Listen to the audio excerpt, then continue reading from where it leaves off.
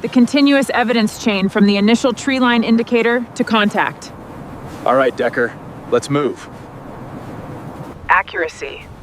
The same way I had checked every indicator since the first. Okay.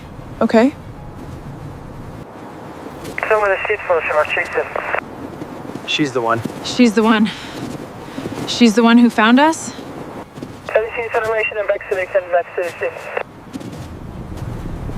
Patience for institutional complexity. The way the ice has shattered. Manual? Yes, but distinct. See the pattern? Understood, I see it. I think this is it. You sure? Look closely. The break matches.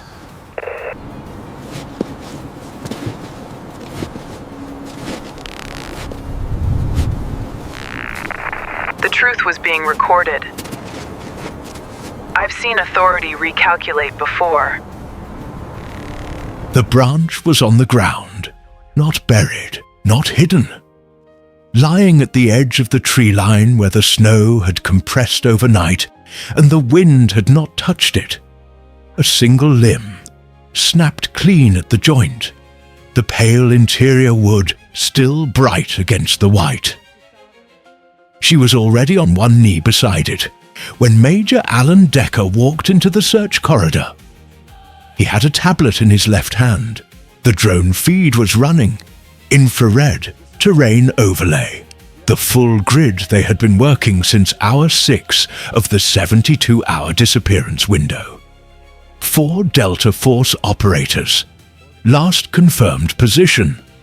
A ridgeline coordinate that the GPS had logged and then contradicted twice in 12 hours. 3 drone passes, 2 ground patrols, 1 avalanche-blocked route that had cost them a full day and a reserve team. Nothing. And now this. A woman on one knee in the snow, her gloved hand hovering 2 inches above a broken branch, not touching it, reading it the way someone reads a page they are not sure they believe yet. Decker stopped 3 feet away. "Miss Running Water." He said it the way men say a name, when they have already decided the conversation is a formality. "We have a full drone pass scheduled in 40 minutes. Updated thermal overlay. If there is any heat signature in that grid, we will have it." She did not look up. Her name was June Running Water, 39 years old, civilian contractor. The request for her had come from the Teniente Cardinal's office, not from Decker's. He had read the brief once and filed it under liaison resource, which was the institutional way of saying symbolic gesture. "It's just a branch," Decker said. She looked up then, not at him, at the branch. "No," she said, "it isn't."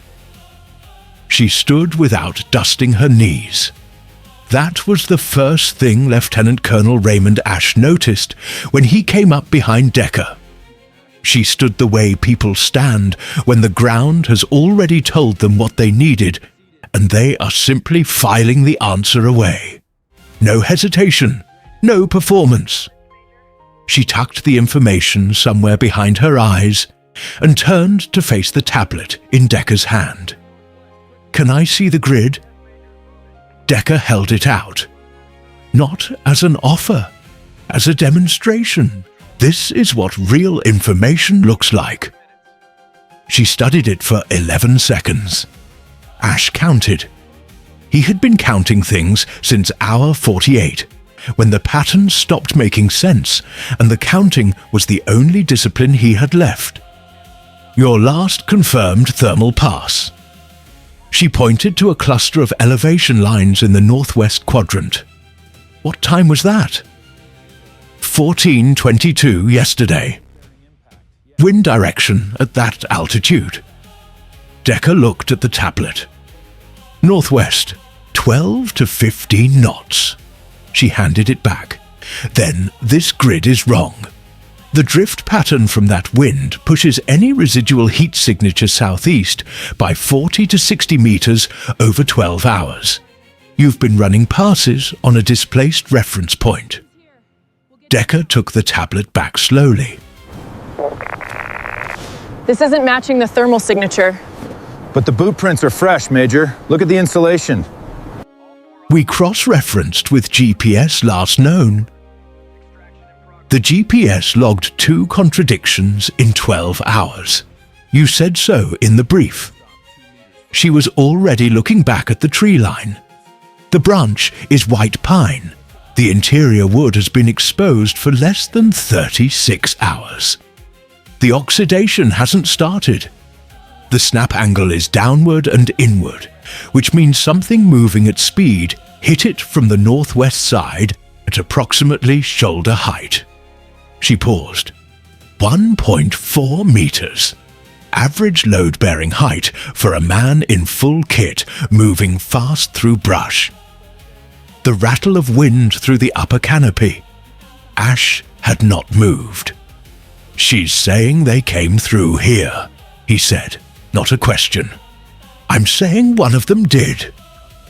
She was already walking toward the interior tree line, and he was moving like he didn't want to stop. Decker looked at the tablet, then at the branch she had left exactly where she found it, then at Ash. Ash said nothing. The 40-minute drone pass happened on schedule. Decker ran it himself from the forward command tent. Portable satellite uplink. Thermal overlay calibrated to the updated grid parameters. 2 analysts cross-referencing the feed in real time. He had also, quietly, adjusted the search corridor 20 meters northwest. Not because he believed her, because the adjustment cost nothing, and the brief said she was a field resource, and field resources were logged. The pass returned negative. No heat signatures in the adjusted corridor. No movement. No anomaly on the updated overlay. He printed the report and walked back to where Ash was standing at the edge of the tree line. "Clean pass," Decker said. He set the printout on the equipment case between them. Thermal, motion, full spectrum, nothing in her corridor. Ash looked at the printout, then at the tree line, where June running water had been gone for 22 minutes. "She asked to walk the interior," Ash said. "I know what she asked." Decker's voice was flat, not cruel, institutional. The tone of a man who has made the correct procedural decision and is waiting for everyone else to confirm it. "We have one more viable window before the temperature drops and the thermal differential closes completely. I want the East Ridge covered before that window shuts. The ground patrol goes east." She went north-northwest. The drone went north-northwest. It found nothing. Ash looked at the printout again. 22 minutes. She had not called in on the radio. She had taken a compass, a field notebook, and the branch. She had picked it up before she left, carried it in her left hand like it was something that belonged to her now. "Give her another 30 minutes, Ash said. "We don't have 30. 20. Ash's voice did not rise. "Give her 20. Decker looked at the East Ridge, at the drone feed still running on the tablet in his hand, at the printout that said negative in 3 different formats. 20 minutes, he said. Then the patrol goes east, with or without a tracker's endorsement. He said tracker the way men say a word, when they mean something smaller than the word. Ash heard it. He did not respond to it. He looked at the tree line and waited. She stopped for the first time at a granite shelf where the snow had been disturbed in a pattern that looked, to an untrained eye, like animal passage. She crouched, pulled her right glove off with her teeth, pressed 2 fingers into the depression, not deep, Not dramatic, just 2 fingers reading depth and edge integrity the way a doctor reads a pulse. The cold came up through her fingertips and she let it. The depression was not animal. The edge was too clean on the uphill side and too compressed on the downhill side. Something heavy had stopped here. Not passed through, stopped, and then continued northwest. The weight distribution in the lower edge told her the stop had been deliberate. A knee, probably. Someone checking a bearing or a wound. She stood and marked the position in the field notebook. Bearing, depth estimate, time of depression formation. She read that from the freeze line at the edge, where fresh compression ice had begun to form over the older disturbed snow. 18 to 24 hours old. Inside the survival window? Barely. I have very little patience for people who confuse field evidence with guesswork. What she was doing in that tree line was not intuition. It was reading. Every indicator had a physical cause. Every cause had a direction.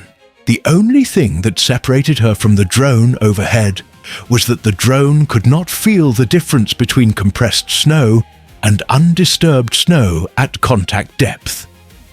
She could. She put her glove back on and kept moving. If you have ever watched someone work a problem that no one else in the room believed was real, put your verdict in the comments.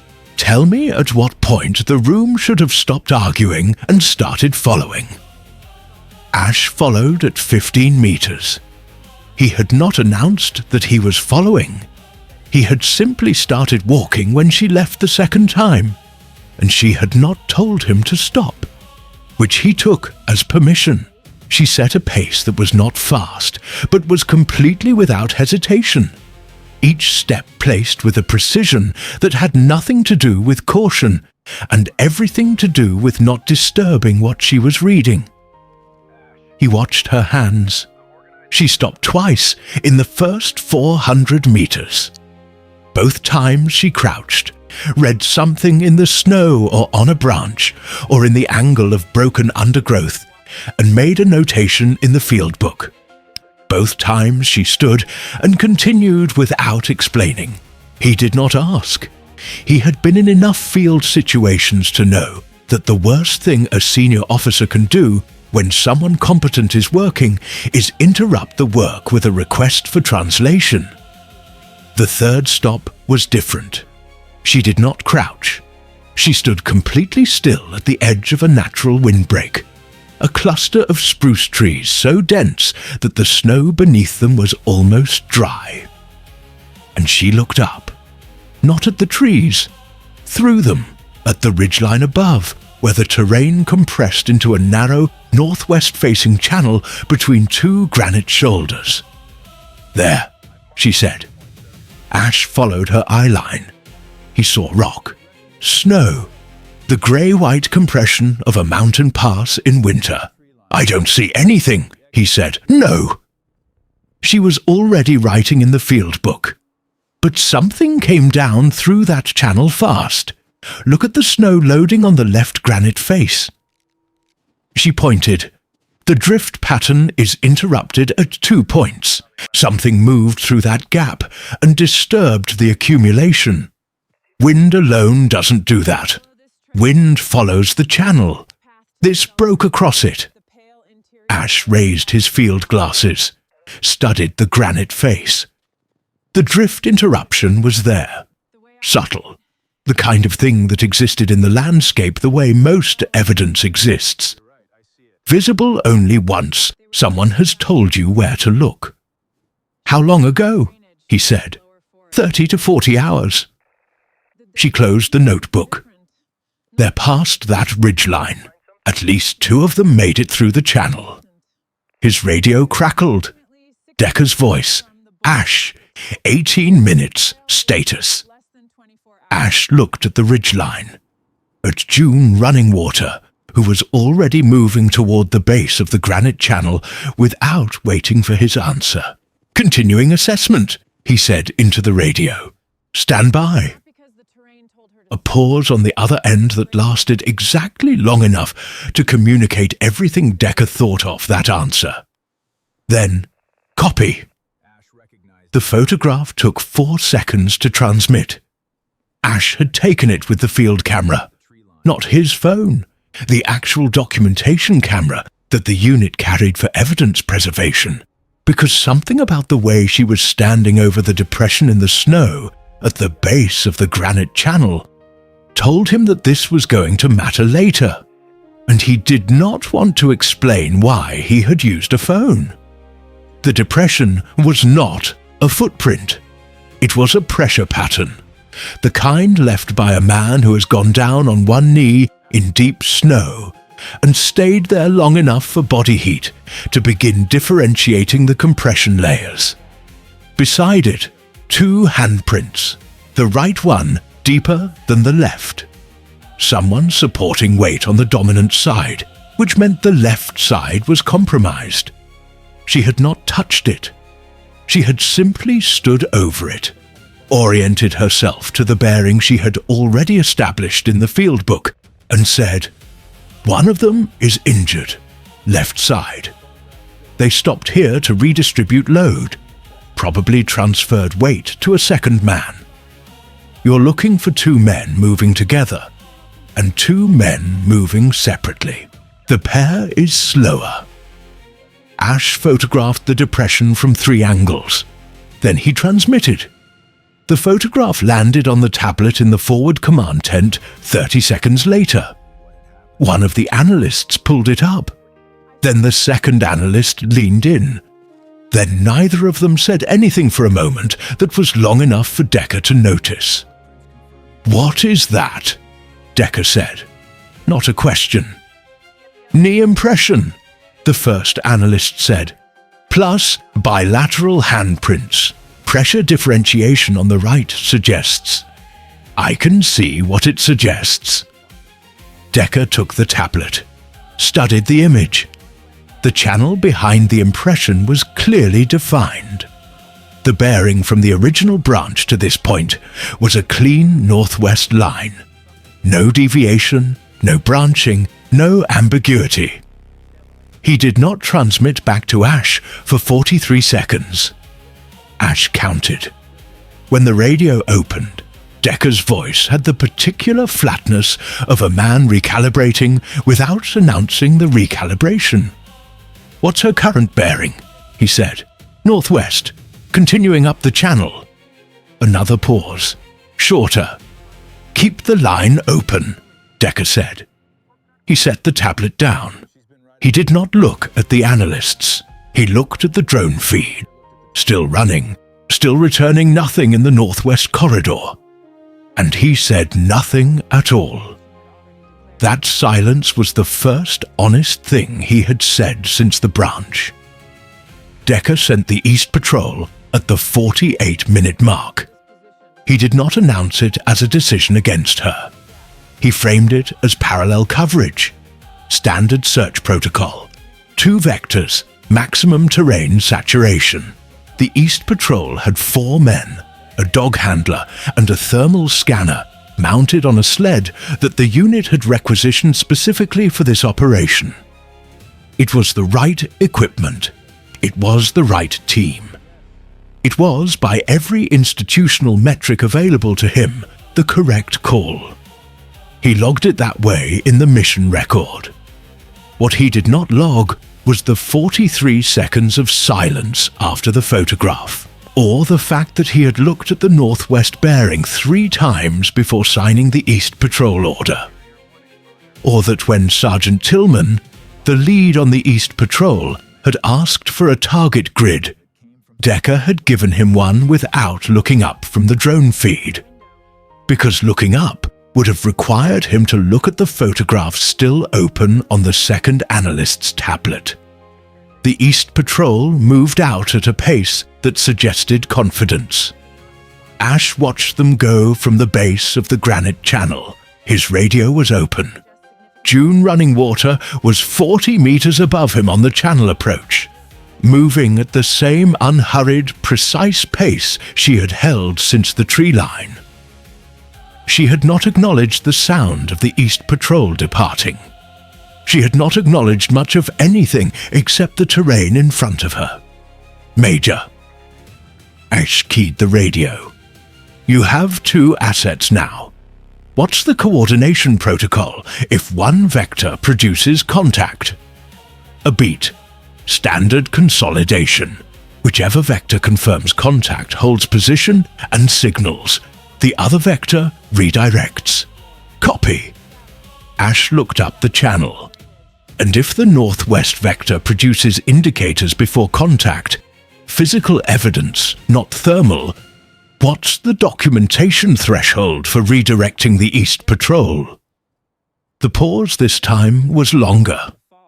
"Ash." Decker's voice had dropped a register. "The register that meant we are now speaking as officers, and I need you to hear the rank in what I'm about to say. The East Patrol is deployed. The protocol is standard. Do not complicate the coordination structure in the middle of an active search." "Understood," Ash said. He clipped the radio back to his chest and looked up the channel where June Running Water had just stopped for the 4th time. She was not crouching. She was standing completely still, her head tilted at an angle Ash had learned over the last 90 minutes meant she was listening to something the terrain was saying that had nothing to do with sound. He started climbing toward her. The 4th indicator was not subtle. She had not needed to crouch for it, which was how Ash knew it was significant. Every previous stop had required close contact with the evidence. This one she could read from standing height, which meant the terrain itself was showing the mark clearly enough that the only reason anyone had missed it was that they had not been looking at the right surface. It was the underside of a spruce bough at head height, 4 meters off the main channel floor, in a depression where the granite walls narrowed and forced passage into a single line. The bough had been deflected, bent upward and then released.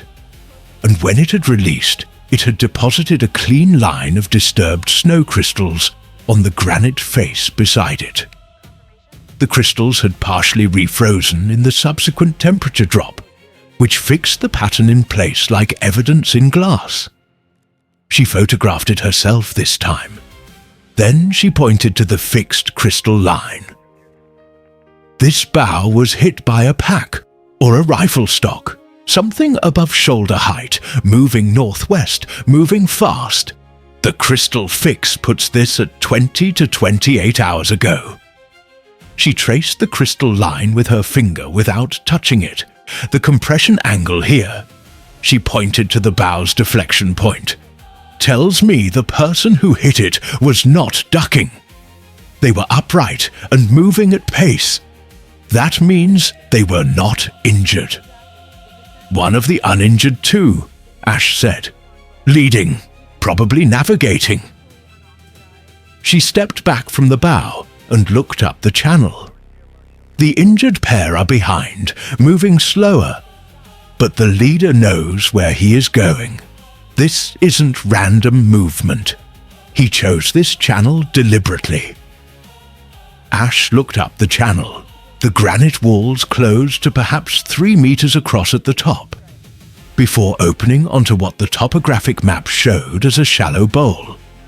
A natural windbreak, protected on 3 sides, with a southern exposure that would have caught whatever thin winter sun the last 2 days had offered. There's a natural shelter pocket at the top of this channel, he said. She was already looking at it. I know. I have watched people work a problem the institution had already declared unsolvable. The particular quality of attention she brought to that channel, the way she read surfaces that had no text on them, that required no battery, no signal, no satellite, that is not a small thing.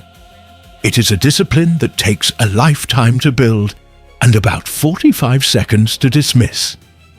If this channel is pulling you forward the way it pulled Ash, stay with it. The best way to keep this kind of story coming is through the pinned comment. It takes less time than the East Patrol took to find nothing. The East Patrol reported in at the 73-minute mark. Tillman's voice on the radio was controlled in the way that field-trained men are controlled when they are delivering news they did not want to be the one delivering. Major, East Vector is blocked. Rock slide at the secondary approach. Fresh debris field. Looks like it came down sometime in the last 24 hours. We can go around, but it adds 90 minutes to the route. Decker absorbed this without audible response. Hold position, he said. Assess the bypass and report. Copy. He set the radio down on the equipment case and looked at the drone feed. The thermal overlay was running its fourth pass of the day over the northwest corridor. Still negative. The technology was functioning perfectly. It was finding nothing perfectly. The survival window, the medical estimate the team physician had calculated at mission hour 60, was now inside 4 hours. 4 hours of viable core temperature maintenance for 4 men in the equipment load they had been carrying at last confirmation. That estimate assumed no injury. The photograph from the granite channel had suggested at least one injury. An injured man in that temperature range lost the window faster. Decker knew this. He had known it since hour 60. He had been working the problem correctly, by every standard available to him, and the problem had not cooperated. He picked up the radio. Ash, status. Ash's voice came back immediately, slightly compressed by the granite walls around him. Northwest Channel. We are approximately 60 meters from the bowl at the top. She says the trail is less than 24 hours old at this point. The indicators are continuous. No gap in the evidence chain from the tree line to current position. A continuous chain. No gap. 3 drone passes and a thermal overlay had found nothing in this corridor. And there was a continuous evidence chain from the tree line to 60 meters below a natural shelter pocket. The survival window, Ash said. Not a question, not a report, just those 3 words placed in the open channel where Decker could not ignore them. I know the window, Decker said. She says we have time. Another pause. She's been right about the indicators. Every one of them. Decker looked at the drone feed, at the printout on the equipment case, at the photograph still open on the second tablet, the knee impression, the bilateral handprints, the pressure differential that told a story the infrared could not. How long to the bowl? He said. She says 20 minutes.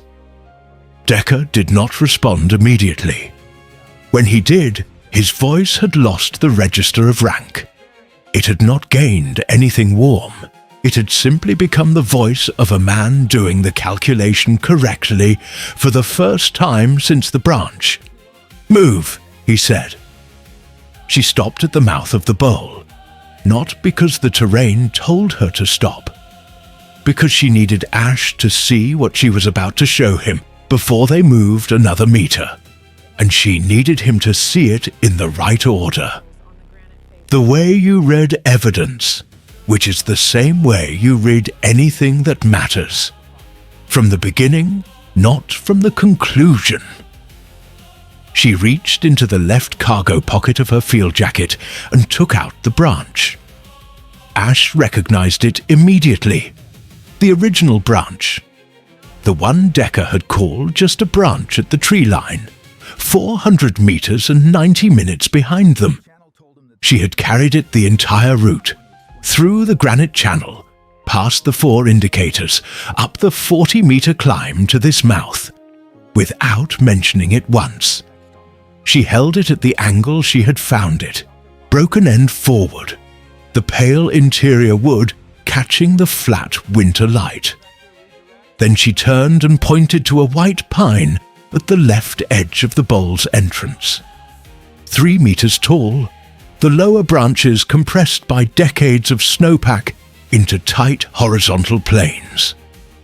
The third branch from the bottom, at exactly 1.4 meters, had a raw break at the joint. Same angle, same interior wood exposure, same oxidation level, same man. "He came through here," she said.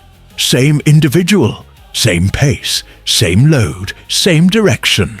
The branch at the tree line and this branch are from the same passage." She held the original branch beside the broken stub on the bowl pine, close enough to compare the fiber pattern and the break geometry without touching either. He entered the search corridor at the tree line. He exited it here. The channel was not random movement. It was a deliberate route. He knew this terrain.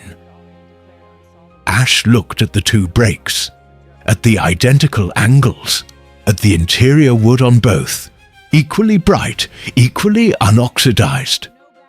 "They chose this bowl," he said. "Someone did." She pocketed the original branch again. The bowl has southern exposure and 3 granite walls. In the equipment they were carrying, it was the correct decision. Whoever led them here knew what they were looking for. She stepped into the bowl without ceremony. The snow inside was undisturbed at the edges and compressed in the center. The compression pattern of multiple bodies in a small area over an extended period. A survival configuration. The kind that forms when men who know what they are doing decide to stop moving and start conserving. She looked at the compression, counted the distinct pressure zones, looked at Ash. 4, she said. "All 4 of them. They're here." They were not in the bowl. They were below it. She had read the exit compression, the pattern on the south-facing slope, where the bowl's floor funneled into a natural drainage channel. And she had understood immediately what had happened. Sometime in the last 12 hours, probably when the temperature had dropped in the early morning, the bowl had lost its thermal advantage. The southern exposure that made it viable for 2 days had become insufficient when the wind shifted. They had moved again, downslope, following the drainage. "South," she said. "They went south along the drainage. 12 hours ago, maybe less." Ash was already on the radio. "Major, Northwest Channel confirmed. Evidence of extended occupation in the bowl. 4 distinct pressure zones, survival configuration, recent departure. They moved south along the drainage approximately 12 hours ago. We are following." Decker's response came back in 3 seconds. "Copy. Do not lose the trail." She was already in the drainage channel, moving at a pace that was faster now. Not because she was less careful, but because the evidence in the drainage was denser and more recent, and she could read it at a walking speed that would have taken anyone else a full stop every 10 meters. The drainage had compressed snow walls on both sides, and the passage of 4 men in full kit had left a record in those walls that was as clear, to her eyes, as a road. She read it without slowing. Ash kept pace 3 meters behind. He had stopped narrating to the radio. He was watching her work, and he understood, somewhere in the last 40 minutes of following her through the granite channel, that the narration was a distraction. His job now was to document and confirm, not to interpret. She was the interpretation. He was the record. At the 400-meter mark in the drainage, she stopped. The walls of the channel opened here into a wider shelf, a natural platform where the drainage flattened before dropping sharply to the lower forest. The compression in the snow on the shelf was different, heavier on the right side. The two-man pattern from the injured pair she had identified at the granite channel, the tighter footfall, the irregular spacing that came from supporting weight on one side. They had rested here, recently. She crouched over the compression and pressed 2 fingers in, the same way she had pressed them into the first depression at the granite shelf. The cold came up through the fingertips. She read the depth and the freeze line at the edge. 6 hours, she said. They were here 6 hours ago. She stood, looked down the drainage toward the lower forest. The flat winter light was beginning to angle, mid-afternoon compression, the sky going from white to grey at the edges. We have 2 hours of good light, she said. They're in the lower forest, moving slow because of the injured man. She looked at Ash. We will find them before the light goes. It was not a prediction. It was not encouragement. It was the same flat delivery she had used for every indicator since the tree line. The tone of someone reporting what the terrain had already told them. Ash keyed the radio. Major, pursuit active in drainage channel. Evidence is 6 hours old and consistent. She says we find them before dark. The radio was quiet for 4 seconds. Copy, Decker said. The East Patrol is redirecting to your position. ETA 40 minutes. She had already turned back to the drainage and was moving south. She heard them before she saw them. Not voices, not movement. A sound that does not have a clean name in any field manual, but that anyone who has spent enough time in cold terrain at altitude learns to identify. The particular compression of snow under a weight that is not moving steadily, that is shifting and settling in the irregular rhythm of men who are conserving heat rather than generating it. She stopped, held up her left fist. Ash stopped 3 meters behind her.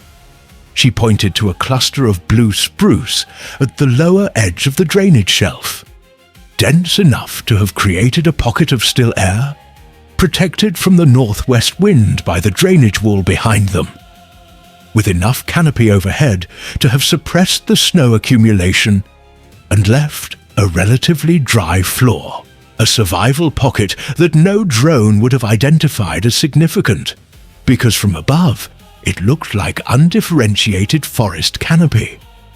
She had not been looking from above. She stepped forward without calling out, not because she was uncertain, but because 4 men who had been in survival configuration for 72 hours in a hostile environment would respond better to a measured approach than to a sudden voice in the drainage. She moved at the same unhurried pace she had held for the last 2 hours, and she came around the left side of the spruce cluster and stopped at the edge of the pocket. 4 men, 2 seated against the drainage wall with their backs to the granite, knees drawn up, the posture of men who have been managing core temperature consciously and correctly. One lying flat with his left arm stabilized against his torso. The injury she had read from the handprint differentiation at the granite channel confirmed. One standing, facing the drainage, who had heard her approach and had his hand on his sidearm before he registered that she was alone and that Ash was 3 meters behind her and that neither of them were a threat. The standing man's hand came off the sidearm. He looked at her, at the field notebook in her left hand, at the branch still visible in her cargo pocket, the pale interior wood catching the last of the flat light. He looked at Ash. "Who found us?" he said. Ash looked at June running water. who was already crouching beside the injured man to assess the arm stabilization. "She did," Ash said. The standing man, a Delta Force sergeant, his unit patch fictitious but his bearing unmistakable, looked back at her. She did not look up from the injured man's arm. She was checking the stabilization wrap, pressing 2 fingers gently along the forearm to read swelling progression, already calculating what the extraction was going to require. "The drones couldn't find us," the sergeant said. Not an accusation, a fact he had been sitting with for 3 days. "No," Ash said, "they couldn't." The sergeant was quiet for a moment. Then he looked down at her, at the woman on one knee in the snow beside his injured man, reading the arm the same way she had read every other surface in the last 4 hours, with the same complete and unhurried attention. And he said nothing more. He did not need to. The radio on Ash's chest crackled. Decker's voice. "Ash, status." Ash looked at the 4 men, at June running water still working, at the branch in her pocket. He keyed the radio. "Contact," he said. "All 4, alive. Northwest drainage, lower forest pocket. 1 injury, non-critical." He paused. She had them. Decker arrived at 38 minutes. He came down the drainage channel with the East Patrol behind him. Tillman and his 4 men, the dog handler, the thermal scanner on the sled that had found nothing on the East Ridge, and was now being pulled through a drainage channel that a broken branch had mapped more accurately than any of its sensors. The equipment made noise on the descent. Decker made none. He came around the spruce cluster and stopped. The scene had been organized in the time between Ash's transmission and his arrival with a quiet efficiency that required no announcement. The injured operator had his arm properly stabilized with materials from the field kit she carried, the wrap tighter and more correctly tensioned than the improvised stabilization the team had applied to themselves in the bowl. The other 3 operators were on their feet, hydrated from the thermal flasks Ash had carried up, their core temperatures rising with the activity of preparation for extraction. A litter had been constructed from 2 spruce poles and a ground sheet. Her work completed in the 20 minutes before the East Patrol arrived, without being asked. She was standing at the edge of the pocket when Decker came around the spruce cluster. She was not looking at him. She was looking at the drainage channel above, the route she had read from a broken branch at a tree line 400 meters and 3 hours behind them, with the expression of someone checking their work, not for validation, for accuracy, the same way she had checked every indicator since the first depression at the granite shelf.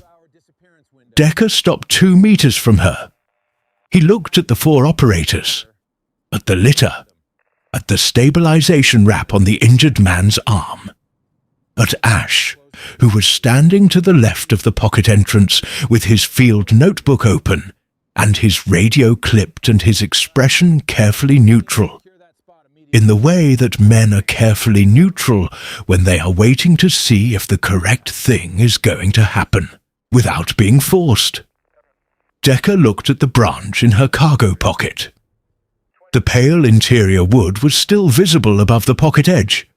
The same branch, carried 400 meters through granite channel and drainage and lower forest, now sitting in the pocket of the woman who had read it correctly in under 10 seconds, while he had been standing over it, calling it nothing.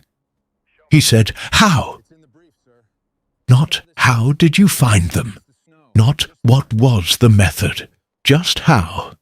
The single word of a man who has run out of the institutional scaffolding that usually surrounds his questions and is left with the question itself. She looked at him then. Direct, unhurried. "The branch told me the direction," she said. "The channel confirmed the route. The bowl told me they moved south. The drainage told me when.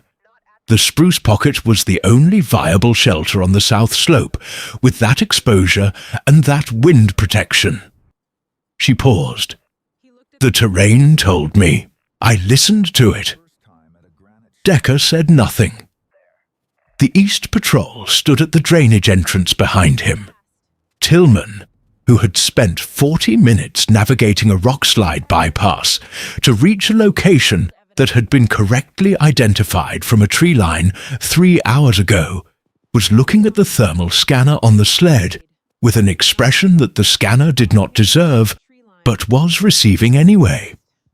One of the seated operators, not the sergeant, a younger man, a corporal whose name none of them knew yet, looked at Decker and then at June Runningwater and said with the flat simplicity of someone who has been sitting in a survival pocket for 3 days and has lost patience for institutional complexity, "She's the one who found us?" "Yes," Ash said. The corporal nodded. Once, the nod of a man filing information in the correct folder. "Then she should be the one walking us out," he said. Nobody disagreed. Ash keyed the radio at the pocket entrance and spoke clearly enough that the open channel carried his voice to the forward command tent without distortion. "All 4 operators recovered. Northwest drainage, lower forest. Extraction in progress. Lead tracker. June Runningwater, civilian contractor, attached asset." He looked at Decker when he said the next part. "Continuous evidence chain from the initial tree line indicator to contact. No gap. 72-hour search resolved by field reading in under 4 hours." The radio was open to the command tent. Both analysts were on the other end. The mission log was running. It was all going into the record. Decker stood at the edge of the pocket and heard every word and did not interrupt any of it. That, Ash understood, was the most honest thing Decker had done in 4 days. Not an apology, not a correction, simply not interrupting the truth while it was being recorded. I have seen authority recalculate before. It rarely looks like a speech. It rarely looks like anything dramatic. It looks like a man standing still while someone else says the correct thing into a radio, and choosing in that moment not to complicate it. That choice, that specific silence, is the closest some men ever get to accountability. It is not nothing, but it is not enough either. If you want this channel to keep building stories with this kind of weight and this kind of payoff, the kind where the evidence speaks and the record doesn't lie, support the work through the pinned comment. That is how the next one gets made. She had already organized the extraction sequence. The injured operator on the litter went first. She had calculated the drainage channel's slope and the litter's weight distribution, and assigned 2 of the East Patrol to the carry without asking Decker's authorization, because the injured man's window was the only timeline that mattered, and authorization was a slower process than necessity. The sergeant fell into position beside her as the extraction moved up the drainage. He did not speak for the first 100 meters. Then, "You carried that branch the whole way." She glanced at the cargo pocket. "It was the beginning of the chain. You keep the beginning." He looked at the pocket, at the pale wood still visible above the edge. "How long have you been doing this?" he said. She was quiet for a moment, reading the drainage wall as they moved, checking the return route against the indicators she had marked on the descent. "My whole life," she said. "I just started getting paid for it recently." The sergeant absorbed this, looked at the drainage channel ahead. at the granite walls closing back in as they climbed toward the channel mouth. "They should have listened to you at the tree line," he said. She did not answer that. She looked at the route ahead and kept moving, because the litter was 4 meters in front of them, and the injured man's window was still the only timeline that mattered, and the conversation about what should have happened was a conversation for people who had the luxury of stopping. She did not stop. Decker walked the extraction route without speaking. He carried one end of the litter for the steepest section of the drainage channel, not because he was asked, because Tillman's man on the uphill side had slipped on the compressed snow, and Decker had stepped in before anyone could reassign the carry. It was a practical decision. It was also, Ash noted, the first time in 4 days that Decker had been inside the problem rather than above it. Nobody commented on it. The extraction took 1 hour and 14 minutes from the pocket to the forward staging area at the tree line. She set the pace and held the route and made 3 decisions en route. 1 deviation around a fresh snow bridge that had formed over the drainage in the time they had been in the lower forest. 1 rest stop timed to the injured man's blood pressure reading that the field medic had relayed by radio. 1 final adjustment to the litter angle at the tree line approach that reduced the carry stress on the injured arm by a measurable degree. Each decision was quiet. None of them were explained in advance. They were simply made, and the people around her adjusted to them, because by the time they were in the drainage together, the extraction team had learned. Without a briefing, without a protocol document, without a chain of command memo, that her decisions had a different quality than the decisions that had been made in the last 72 hours. They were attached to evidence. They were current. They did not lag behind the terrain. At the tree line, she stopped. The staging area was 30 meters ahead. The equipment cases, the portable uplink, the drone still on its pad with its thermal overlay, running its 5th pass of the day over a northwest corridor it had never correctly read. The analysts were visible at the tent entrance. The mission log was still open. She stepped aside and let the extraction team carry the litter through to the medics. She stood at the tree line and watched the 4 operators move into the staging area. The injured man on the litter, the corporal who had said she should be the one walking them out, the sergeant who had asked about the branch, a 4th man she had not spoken to, who had been quiet and efficient on the extraction route, and who paused at the tree line and looked back at her before continuing. Decker came up beside her.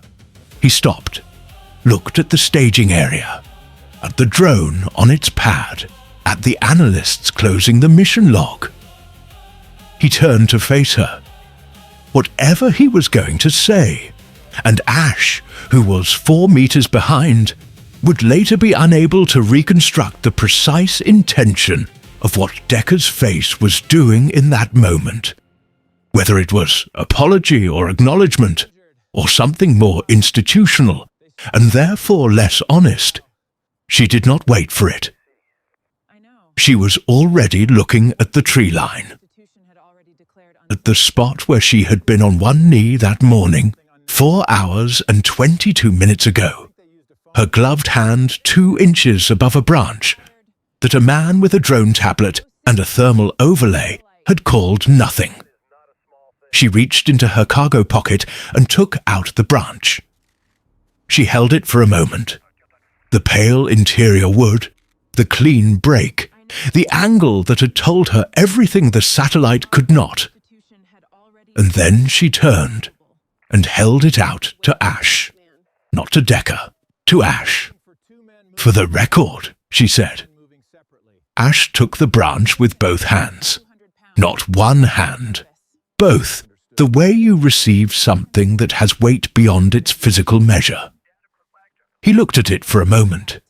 the pale interior wood, the clean break at the joint, the angle that had opened a northwest corridor when every instrument in the operation had been reading east. He put it in the left breast pocket of his field jacket, the pocket that sat over the mission log, over the radio, over the documentation that was going into the permanent record of this search. He buttoned the pocket closed. He looked at Decker.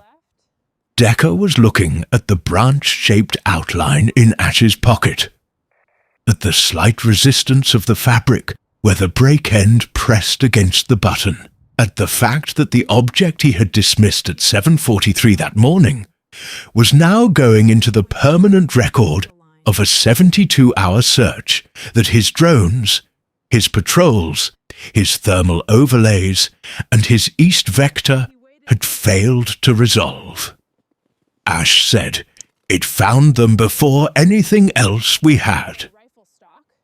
That was all he said. 6 words, no rank attached, no procedural framing, no institutional language to soften the geometry of what those 6 words described. Decker absorbed them without visible reaction, which was the only reaction available to him now that the mission log was closed and the record was fixed and the branch was in Ash's pocket, and 4 Delta Force operators were in the staging area being assessed by medics instead of being in a survival pocket in the lower forest with a closing window and a blocked east route. Behind them, at the equipment cases, one of the analysts closed his laptop. He did not close it because he was finished. He closed it because there was nothing left to add to what the record already said, and continuing to look at a screen when the evidence was standing 12 meters away in a field jacket pocket seemed, in that moment, like a form of bad faith. The second analyst watched him close it, then looked at the drone, still on its pad, still warm, the thermal overlay still running on a screen nobody was watching. He reached over and switched the feed off, not dramatically, the way you turn off a light in a room you are leaving. The drone pad was quiet. The tree line was quiet. June Runningwater was still standing at the edge of the staging area, her field notebook in her left hand, her cargo pocket empty now, watching the medics work on the injured operator with the focused attention of someone confirming that the handoff was complete and correct. She had not moved toward the equipment cases. She had not spoken to the analysts. She had not looked at the drone. She was watching the injured man's arm. The stabilization wrap she had applied in the spruce pocket was still in place. The medic was working around it rather than replacing it, which was the field equivalent of a professional acknowledgement. You do not remove a wrap that is correctly applied. You build on it. She watched until she was satisfied. Then she looked at the tree line one more time, at the exact point where she had been on one knee that morning. 36, at the snow that still held the impression of her knee and her gloved hand and the space where the branch had lain.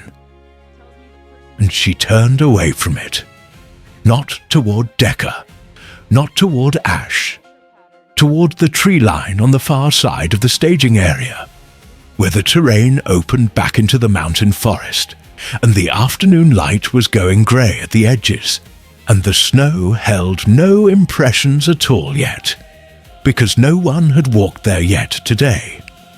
Ash started to speak. He had something prepared, not a speech. He was not a man who prepared speeches, but a sentence. One sentence that he had been constructing since the drainage channel. Since the moment she had said the terrain told me, I listened to it. Since the moment he had understood that the branch in his pocket was not a field artifact, but an argument that had been proven correct in under 4 hours, after 72 hours of the wrong argument running on full institutional power.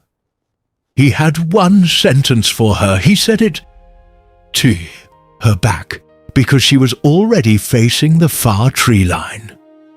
"The record has your name on it," he said. "Every indicator, every bearing, every decision. It's in the log and it doesn't come out." She did not turn around. She did not stop. She walked toward the far tree line at the same pace she had held all day. Unhurried, precise, each step placed with the economy of someone who does not waste movement on terrain that has already been read. And the afternoon light went with her, the flat winter grey closing behind her, the way weather closes behind a figure who belongs to a landscape in a way that observers never quite do. The sergeant was standing at the edge of the staging area when she passed him. He had refused the medic's initial assessment. Minor cold exposure, nothing structural. He had managed the team's survival configuration correctly, and his body had cooperated. And he was standing with his arms loose, and his eyes on the far tree line, the way soldiers stand when they are not quite ready to be inside yet. She passed within 2 meters of him. He said nothing. She said nothing. But he turned and watched her go, all the way to the tree line, all the way until the grey afternoon absorbed her, and the spruce closed around her, and the only evidence she had been there at all was the knee impression in the snow at the staging area edge, and the branch in Ash's breast pocket, and 4 men standing in a staging area who had been in a survival pocket 4 hours ago. Decker had not moved. He was still at the tree line, 12 meters from the staging area, 12 meters from the drone pad and the equipment cases and the closed laptops and the medics working on the injury she had correctly diagnosed from a handprint differential in the granite channel. He was looking at the far tree line where she had disappeared. His tablet was in his left hand. The screen was dark. He had not turned it on since Ash's transmission from the drainage. There was no reading on it that was going to help him now. No overlay, no thermal pass, no grid adjustment that was going to change what the record said or where the branch was, or what the sergeant and the corporal and the 2 other operators had seen when they came around the spruce cluster and found a woman on one knee beside an injured man, wrapping an arm correctly, in a pocket that 72 hours of institutional search infrastructure had not found. Tillman came up beside him, said nothing for a moment. Then she walked the whole route, from the tree line. "I know," Decker said, "on foot, with a compass and a notebook." "I know." Tillman looked at the dark tablet screen, at Decker's hand holding it. "The branch she carried," Tillman said. "From the beginning, she picked it up at the tree line and carried it the whole way." Decker did not answer. Tillman waited a moment longer, then walked back toward the staging area, because the extraction was still in process, and the injured man needed transport coordination, and there was work to be done by people who were ready to do it. Decker stood at the tree line. The drone pad was quiet. The thermal overlay was off. The afternoon light was going. The record was closed. He stood there for a long time. The branch stayed in Ash's pocket for 11 days. He did not file it as evidence. It was not that kind of case, not that kind of record. He kept it because the mission log already said everything a document could say, and the branch said the rest. At the end of the 11 days, he put it in the bottom drawer of his field desk, under the topographic maps of the Northwest Corridor, and left it there. Decker submitted his after-action report on day 4. It was accurate. It named June running water as lead tracker. It documented the evidence chain from the tree line to the drainage pocket. It used the word decisive once, in the third paragraph, in reference to the field reading methodology. It did not use the word dismissed. It did not need to. The timeline spoke for itself. 72 hours of institutional search, 4 hours of a woman on one knee in the snow. And timelines do not require editorializing. He never requested a follow-up brief from her. She never offered one. The unit did not change its drone protocol after the operation. It added one line to the search asset checklist. Terrain reading. Field tracker. Contact liaison office for contractor availability. One line. At the bottom of the list. Below the thermal scanner. Below the satellite uplink. But it was on the list. The corporal, the young one, the one who had said she should be the one walking them out, requested her name from Ash 6 weeks later. He was writing something. He did not say what. Ash gave him the name and did not ask. Somewhere in the lower forest, in the spruce pocket at the bottom of the northwest drainage, the snow was already covering the compression marks, where 4 men had waited for someone to listen to the terrain. By spring, there would be no mark at all. The branch in Ash's drawer still had the pale interior wood, still had the angle, still held the break geometry that had opened a northwest corridor when everything else was looking east. It did not need the snow to remember. Some lessons arrive wearing rank, others arrive carrying the truth.